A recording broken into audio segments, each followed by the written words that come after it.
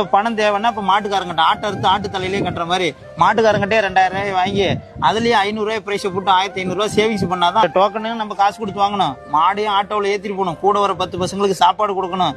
பல பிரச்சனைகளை சந்திச்சு ஒரு வாடிக்கு 15000 செலவு பண்ணி ஒரு 500 ரூபாய் குண்டாயம் வாங்கிட்டு வருவோம். நம்ம குண்டானுக்காக போறதில்லை. இருந்தாலும் ஜல்லிக்கட்டு நேசிக்கிறோம், பாசமா இருக்கிறதுனால போயிட்டு இருக்கோம். முன்னாடியே சொந்தக்காரங்க பழக்க வழக்கம் கம்யூனிகேஷன் இருக்கிறவங்க அந்த விழாக்குள்ள முன்னாடியே போன் பண்ணி 200 டோக்கனுக்குள்ள இல்லை ஒன்றிய செயலாளர் அந்த மாதிரி கட்சி பிரமுகர்கிட்ட போன் பண்ணி 200க்குள்ள 100க்குள்ள வாங்கிடுவாங்க.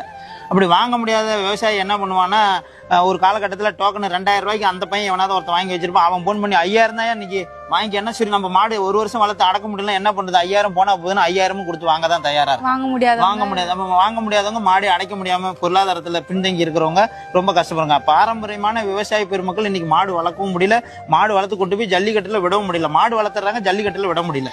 ஆமா வாய்ப்புகள் கிடைக்காதனால அந்த மாடு எல்லாம் அப்படியே அவங்க கையிலே இருந்தது.